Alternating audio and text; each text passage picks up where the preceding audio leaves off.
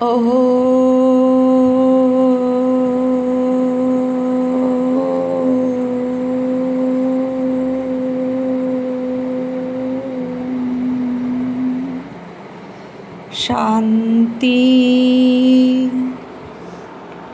17/5/2024 প্রাত মুরলি। ওম শান্তি। বাপদাদা মধুবন। আজকের বাপদাদার অমূল্য মহাবাক্য হল, মিষ্টি বাচ্চারা, গৃহস্থ ব্যবহারে থেকে এমন ট্রাস্টি হও যাতে কোনো জিনিসের প্রতি যেন আসক্তি না থাকে। আমাদের কিছুই নেই এমন বেগার হয়ে যাও। প্রশ্ন, বাচ্চারা, তোমাদের পুরুষার্থের লক্ষ্য কী? উত্তর, আমি মারা গেলে দুনিয়া আমার কাছে মৃত। এটাই হলো তোমাদের লক্ষ্য। শরীরের প্রতি যেন মোহ না থাকে। এমন বেগার বা ভিক্ষুক হও যে কোনো কিছু যেন স্মরণে না আসে। আত্মা যেন অশরীরী হয়ে যায়, ব্যাস আমাদের ফিরে যেতে হবে। এমন পুরুষার্থ যারা করে তারাই বেগার টু প্রিন্স হয়, অর্থাৎ ভিখারি থেকে রাজপুত্র হয়। তোমরা বাচ্চারাই দরিদ্র থেকে ধনী, ধনী থেকে দরিদ্রে পরিণত হও। যখন তোমরা ধনী হও তখন কেউ দরিদ্র থাকে না, অর্থাৎ সত্যযুগে যখন আমরা ধনী হই তখন কেউ দরিদ্র থাকে না। ওম শান্তি। বাবা বাচ্চাদের প্রশ্ন করেন যে আত্মা শুনছে নাকি শরীর শুনছে? আত্মা শুনবে নিশ্চয়ই শরীরের দ্বারা। বাচ্চারা লেখেও এমন যে অমুকের আত্মা বাপ দাদাকে স্মরণ করে, অমুকের আত্মা আজ অমুক স্থানে গেছে। এইরকম এই অভ্যাসে পরিণত হয়েছে। আমরা আত্মা, কারণ বাচ্চাদের আত্মা অভিমানী হতে হবে। যেখানেই দেখো তোমরা জানো আত্মা ও শরীর আছে, আর এনার মধ্যে দুটি আত্মা আছে। একটিকে আত্মা, অন্যটিকে পরমাত্মা বলা হয়। পরমাত্মা নিজেই বলেন, আমি এই শরীরে, যার মধ্যে ব্রহ্মার আত্মা উপবিষ্ট থাকে, আমি প্রবেশ করি। শরীর ছাড়া তো আত্মা থাকতে পারে না। এবারে বাবা বলেন, নিজেকে আত্মা নিশ্চয় করো। নিজেকে আত্মা নিশ্চয় করলে বাবাকে স্মরণ করবে এবং পবিত্র শান্তিধামে ফিরে যাবে। আর তারপর যত দেবী গুণ ধারণ করবে ও করাবে, সদর্শন চক্রধারী হয়ে অন্যদের তৈরি করবে, তত উঁচু পদ প্রাপ্ত করবে। এই কথা কেউ না বুঝতে পারলে জিজ্ঞাসা করো। এই কথা তো নিশ্চিত যে আমি হলাম আত্মা। বাবা আত্মারূপী বাচ্চাদের বলেন যারা ব্রাহ্মণ হয়েছে, অন্যদের বলবেন না, বাচ্চারাই তাঁর কাছে প্রিয়। বাবার কাছে প্রতিটি বাচ্চাই হলো প্রিয়। অন্যদের যদিও ভালোবাসবে, কিন্তু বুদ্ধিতে কথাটা থাকেই যে আমাদের বাচ্চা নয়। আমি বাচ্চাদের সঙ্গে এই কথা বলি, কারণ বাচ্চাদের পড়তেই হবে। বাকি অন্যদের পড়ানো তোমাদের কাজ। কেউ তো চট করে বুঝে যায়, কেউ একটুখানি বুঝে ফিরে যায়।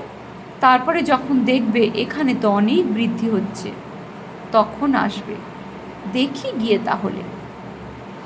বাবা বলছেন, কেউ তো চট করে বুঝে যায়, কেউ একটুখানি বুঝে ফিরে যায়।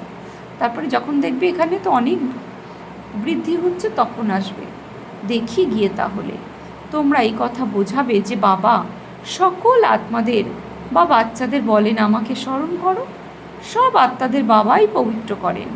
তিনি বলেন আমাকে ছাড়া আর কাউকে স্মরণ করো না, একমাত্র আমাকেই অব্যভিচারী স্মরণ করো, তো তোমাদের আত্মা পবিত্র হয়ে যাবে। পতিত পাবন হলাম একমাত্র আমি। শ্রী বাবা বলছেন, নিরাকার জ্যোতি, পতিত পাবন হলাম একমাত্র আমি।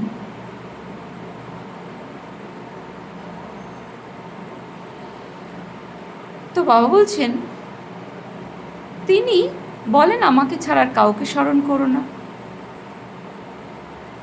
বাবা বলেন যে আমাকে ছাড়া আর কাউকে স্মরণ করো না। তো বাবা বলছে আমাকে অব্যভিচারী স্মরণ করো, তো তোমাদের আত্মা পবিত্র হয়ে যাবে। পতিত পাবন হলাম একমাত্র আমি, আমার স্মরণ দ্বারাই আত্মা পবিত্র হবে। তাই বলেন বাচ্চারা মামিকম স্মরণ করো। বাবাই পতিত রাজ্যকে পবিত্র রাজ্যে পরিণত করেন, উদ্ধার করেন। কোথায় নিয়ে যান? শান্তিধামে, তারপর সুখধাম। কোথায় নিয়ে যান বাবা? শান্তিধামে, তারপর সুখধাম। মুখ্য কথা হলো পবিত্র হওয়া। 84 চক্র বোঝানোও সহজ, চিত্র দেখলেই নিশ্চয়ই হয়। তাই বাবা সর্বদা বলেন মিউজিয়াম খোলো, আড়ম্বর করে, কারণ মানুষকে সেই আড়ম্বর আকৃষ্ট করবে, অনেকে আসবে। তোমরা এই কথাই শোনাবে যে আমরা বাবার শ্রীমত অনুসারে এই রূপ তৈরি হচ্ছি। বাবা বলেন মামেকম স্মরণ করো এবং দেবী গুণ ধারণ করো। ব্যাজ তো অবশ্যই সঙ্গে থাকা উচিত। তোমরা জানো আমরা বেগার টু প্রিন্স হব। প্রথমে তো কৃষ্ণ পরিণত হবে, তাই না? যতক্ষণ না কৃষ্ণ হচ্ছে ততক্ষণ নারায়ণ হতে পারবে না। শিশু থেকে বয়স্ক হলে নারায়ণ নামটি প্রাপ্ত করবে। সুতরাং এতে দুটি চিত্র আছে। তোমরা এই রূপ ধারণ করো। এখন তোমরা সবাই বেগার হয়ে গেছো। এই ব্রহ্মাকুমারীরাও হলো বেগার্স। এদের কাছে কিছুই নেই। বেগার অর্থাৎ যার কাছে কিছু নেই। কাউকে বেগার বলা হবে না। বাবা বলছেন কাউকে বেগার বলা হবে না। এই বাবা হলেন সবচেয়ে বড় বেগার। এইখানে সম্পূর্ণ বেগার হতে হবে। ঘর গৃহস্থ থেকে আসক্তি মেটাতে হয়। তোমরা ড্রামা অনুযায়ী আসক্তি মিটিয়েছ। যারা নিশ্চয়ই বুদ্ধি তারা জ্ঞানী, বলছে যারা নিশ্চয়ই বুদ্ধি তারা জানে আসক্তি মিটিয়েছ। যারা নিশ্চয় বুদ্ধি তারা জানে আমাদের সর্বস্ব বাবাকে অর্পণ করা হয়েছে। বলাও হয়, তাই না? হে ভগবান, তোমার দেওয়া সব কিছুই হলো তোমার, আমাদের নয়। ওটা হলো ভক্তিমার্গ। সেই সময় তো বাবা দূরে ছিলেন, এখন বাবা কাছে রয়েছেন। তার সামনে তার আপন হতে থাই। তোমরা বলো বাবা, বাবার শরীর দেখবে না, বুদ্ধি যায় উপরের দিকে। বুদ্ধিও, যদিও এ হলো লোনে নেওয়া শরীর, কিন্তু তোমাদের বুদ্ধিতে আছে আমরা শিব বাবার সঙ্গে কথা বলি। এটা তো ভাড়াই নেওয়া রথ। শিব বাবা ব্রহ্মার শরীরটা কি নিয়েছে? ভাড়া নিয়েছে। শিব বাবার নয়। এটা তো নিশ্চিত যে ধনী ব্যক্তির কাছে ভাড়াও বেশি প্রাপ্ত হবে। বাড়ির মালিক দেখবে, রাজা যদি বাড়ি নিতে চায় তবে ভাড়াটি 1000-এর বদলে হবে 4000।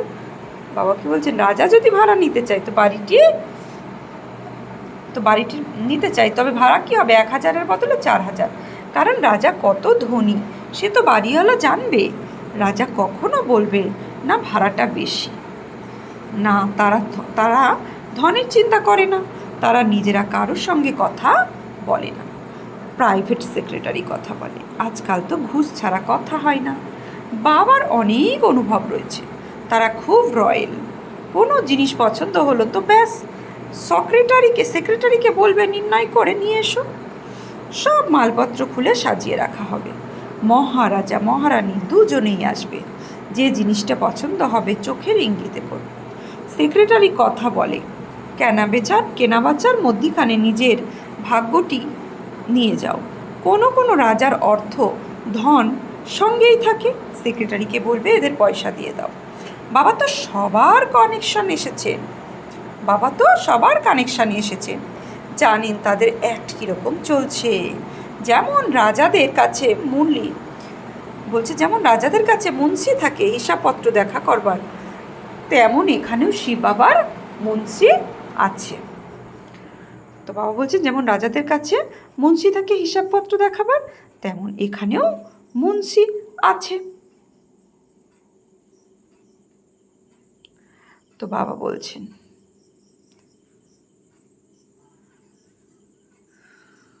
তিনি হলেন ট্রাস্টি।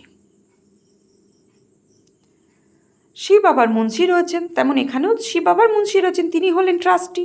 ব্রহ্মা বাবার এইসবে কোনো মোহ নেই। নিজের টাকা পয়সার প্রতি কোনো মোহ রাখেননি। সব কিছু শিব বাবাকে অর্পণ করেছেন। তাহলে শিব বাবার ধনের প্রতি মোহ থাকবে কিভাবে? ইনি হলেন ট্রাস্টি, যার কাছে ধন থাকে। আজকাল সরকার তাদের কত চেকিং করে। বিদেশ থেকে এলে বিশেষ চেকিং করা হয়।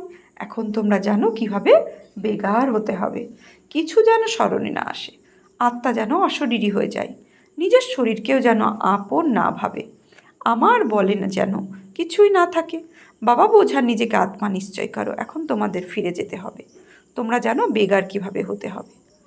শরীরের প্রতি যেন মমত্ব না থাকে। আমি মরলে দুনিয়া আমার কাছে মৃত, এটাই হলো লক্ষ্য। তোমরা বুঝতে পারো বাবা ঠিক কথাই বলছেন। এখন তোমাদের ফিরে যেতে হবে। শিব বাবাকে তোমরা যা কিছু দাও তার রিটার্নে পরের জন্মে ফল প্রাপ্ত করা হয়। তাই বলা হয় এইসব ঈশ্বরের উদ্দেশ্যে দান করা হলো। পূর্ব জন্মে এমন ভালো কর্ম করা হয়েছে যার ফল বর্তমান প্রাপ্ত হচ্ছে। শিব বাবা কারোর কিছু রাখে না। বড় বড় রাজা জমিদারকে অনেক কিছু উপহার দেওয়া হয়, তারপরে কেউ নয়, কেউ নেয় না। সেখানে তো তোমরা কিছুই দান পুণ্য করো না, কারণ সেখানে সবার কাছে অনেক ধন থাকে। কাকে দান করবে? কেউ গরিব নয় সেখানে। তোমরাই দরিদ্র থেকে ধনী এবং ধনী থেকে দরিদ্র হও। বলা হয় না যে সুস্থ করো, কৃপা করো ইত্যাদি ইত্যাদি। আগে শুরুতে শিব বাবার কাছে চাইতো, তারপর ব্যভিচারী হয়ে সবার কাছে গিয়ে দাঁড়িয়েছে। তারা বলে আমাদের ঝুলি ভরে দাও। কতখানি পাথর বুদ্ধি হচ্ছে। বলাও হয় পাথর বুদ্ধি থেকে স্পর্শ বুদ্ধি করেন। এতই বাচ্চারা তোমাদের অনেক খুশিতে থাকা উচিত। গায়না আছে অতীন্দ্রিয় সুখের কথা। জিজ্ঞাসা করতে হলে গোপী বল্লভের গোপ গোপিকাদের জিজ্ঞাসা করো। কারো লাভ হলে অনেক খুশি হয়। বলছে কারো লাভ হলে অনেক খুশি হয়। তাই বাচ্চারা তোমাদের অনেক খুশি হওয়া উচিত। তোমাদের 100% খুশি ছিল যে, বাবা কি বলছেন, তোমাদের 100% খুশি ছিল যা ধীরে ধীরে কম হয়েছে। খুশি কী হয়েছে? ধীরে ধীরে কম হয়েছে। এখন তো আর কিছুই নেই। প্রথমে ছিল অসীমিত বাদশাহী, তারপর হয় সীমিত রাজত্ব। অল্পকালের জন্য এখন বিড়লার কাছে অগাধ সম্পত্তি আছে। মন্দির বানায়, তাতে কিছু প্রাপ্তি হয় না। গরিবদের থোড়াই কিছু দান করে মন্দির তৈরি করেছে, যেখানে মানুষ মাথা নোয়াতে আসবে। হ্যাঁ, যদি পরিবার দান করা হয় তবে তার রিটার্নে ফল প্রাপ্ত হতে হবে। ধর্মশালা তৈরি করলে অনেক মানুষ বিশ্রাম করে, ফলে পরের জন্ম অল্পকল্পের খুব সুখপ্রাপ্ত হয়। কোনো হাসপাতাল বানালেও, বাবা কি বলছেন, কোনো হাসপাতাল বানালেও অল্পকালের সুখপ্রাপ্তি হবে এক জন্মের জন্য। অতএব অসীম জগতের বাবা বাচ্চাদের বোঝাচ্ছেন এই পুরনো সঙ্গম যুগের মহিমা, এই পুরুষোত্তম সঙ্গম যুগের মহিমা অনেক। তোমাদের অনেক মহিমা, কারণ তোমরা পুরুষোত্তম হও। তোমাদের অর্থাৎ ব্রাহ্মণদেরই ভগবান এসে পড়ান। তিনিই হলেন জ্ঞানের সাগর। এই সম্পূর্ণ মনুষ্য সৃষ্টিরূপী বৃক্ষের বীজরূপ হলেন তিনি। সম্পূর্ণ ড্রামার আদি মধ্য অন্তের রহস্য বোঝান। তোমাদের জিজ্ঞাসা করবে উনি তোমাদের কি পড়ান, বলো তোমাদের কি ভুল গেছে। গীতায় ভগবানও আছে না, আমি তোমাদের রাজার রাজা করি। এই কথার অর্থ তোমরা এখন বুঝতে পেরেছ। পতিত রাজারা পবিত্র রাজাদের পূজা করে। পতিত রাজা পবিত্র রাজাদের পূজা করতে পেরেছে। পতিত রাজারা পবিত্র রাজাদের পূজা করে, তাই বাবা বলেন আমি তোমাদের রাজার রাজা করি। এই লক্ষ্মীনারায়ণও স্বর্গের মালিক ছিলেন, তাই না? স্বর্গের দেবতাদের দাপর কলিযুগে সবাই পূজা অর্চনা করে। এই সব কথা তোমরা এখন বুঝেছ। ভক্তরা কি বলছে কিছু বুঝতে পারে নাকি? তারা তো শুধু শাস্ত্রের কাহিনী পড়েও শোনায়। বাবা বলেন তোমরা যে গীত অর্ধকল্প ধরে পড়ছো শুনছো, তা দিয়ে কি করবে? তা দিয়ে কি প্রাপ্তি হয়েছে? বলছে পেট তো ভরেনি, এখন তোমাদের পেট ভরছে জ্ঞান রূপী ভোজন দ্বারা, আত্মা ভরছে। তোমরা জানো এই পাঠ একবারই প্লে হয়। স্বয়ং ভগবান বলেন আমি এই দেহে প্রবেশ করি। বাবা ব্রহ্মার মুখ দিয়ে বলেন, অর্থাৎ নিশ্চয়ই প্রবেশ করেছেন, তাই তো ব্রহ্মার মুখ দিয়ে বলেন। উপরে বসে ডাইরেকশন দেবেন নাকি? বলেন আমি সম্মুখে আসি। কি বলেন? আমি সম্মুখে আসি। এখন তোমরা শুনছো। এই ব্রহ্মাও কিছুই জানতেন না, এখন সব জানেন। যদিও গঙ্গা নদী পবিত্র করে না, এইসব হলো জ্ঞানের কথা। তোমরা জানো বাবার সম্মুখে বসে আছেন। তোমাদের বুদ্ধি এখন উপরে বলছে তোমাদের বুদ্ধি এখন উপরে যাবে না। এই হলো শিব বাবার রথ। এনাকে বাবা বুটও বলেন। শিব বাবা ব্রহ্মার শরীরটাকে কি বলে? বুট, পুরনো বুট। ছোট বাক্সও বলেন। তাহলে ব্রহ্মার শরীরকে শিব বাবা মাঝে মধ্যে দিব্যি বলেন, অর্থাৎ ছোট বাক্য। এই বাক্সে তিনি হীরাসম আছেন। তো শিব বাবা এই ব্রহ্মার শরীররূপী বাক্সে কীরকম আছে? তিনি হীরের সমান আছে। কতখানি ফার্স্ট ক্লাস জিনিস, তাই না? এনাকে তো সোনার বাক্স রাখা উচিত। গোল্ডেন এজেড বাক্স তৈরি করেন। বাবা বলেন ময়লা কাপড় ধোপার ঘরে গেলেই ময়লা ছু। তো ছু মন্ত্র বলা হয়, যে মন্ত্রের দ্বারা সেকেন্ডে জীবন মুক্তি প্রাপ্ত হয়, তাই তাকে জাদুকরও বলা হয়। সেকেন্ডে নিশ্চয়ই হয়। আমরা এই রকম হব। এইসব কথা তোমাদের এখন প্র্যাকটিক্যালি শুনেছ।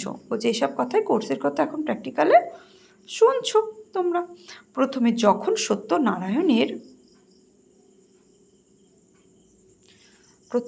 সত্যনারায়ণের কাহিনী শোনাতে হবে কি, কিন্তু বুঝেছিলে সেই কাহিনী শোনার সময় বিদেশ স্টিমার ইত্যাদি স্মরণে থাকতো। সত্যনারায়ণের কাহিনী শুনে তারপর যাত্রার স্মরণ করা হতো। তো বলছে কাহিনী শুনে তারপর যাত্রায় প্রস্থান করা হতো, তারা তো আবার ফিরে আসতো। বাবা তো বলেন তোমাদের আবার ছিছিয়ে দুনিয়ায় ফিরে আসতে হবে। ভারত হলো অমর লোক, স্বর্গ ছিল দেবী দেবতার রাজ্য। এই লক্ষ্মীনারায়ণ হলেন বিশ্বের মালিক কিনা, তাদের রাজত্ব পবিত্রতা, সুখ, শান্তি ছিল। সত্যযুগের রাজত্বে কি ছিল? পবিত্রতা ছিল, সুখ ছিল, শান্তি ছিল। দুনিয়াও চাই না, বলছে দুনিয়াও তাই চাই, বিশ্বে শান্তি হোক, সবাই মিলেমিশে এরকম মনে হয়। তো বাবা বলছেন সবাই মিলেমিশে একাকার হয়ে যাক।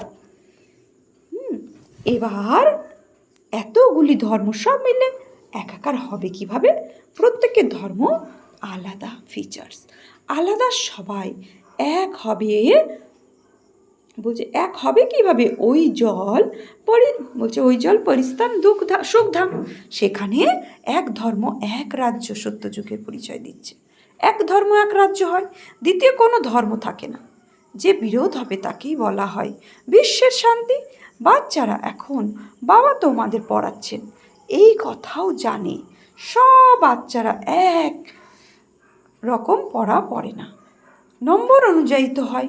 এও তো রাজঋষি স্থাপনা হচ্ছে, বাচ্চাদের কত বুদ্ধিমান করা হয়।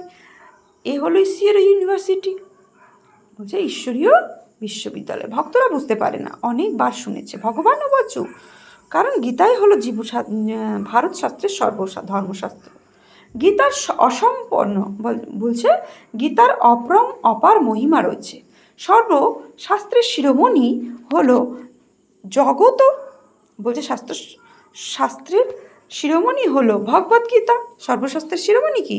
শ্রীমদ্ ভগবদ্গীতা। শিরোমণি অর্থাৎ শ্রেষ্ঠের চেয়ে শ্রেষ্ঠ পতিত পাবন। সদ্গতি দাতা হলেন একমাত্র ভগবানই। তিনি হলেন তিনি হলেন সকল আত্মার পিতা। ভারতবর্ষীয় অর্থ বোঝে না, না বুঝে শুধু বলে দিয়েছে। তো বলছে না বুঝে শুধু বলে দিয়েছে।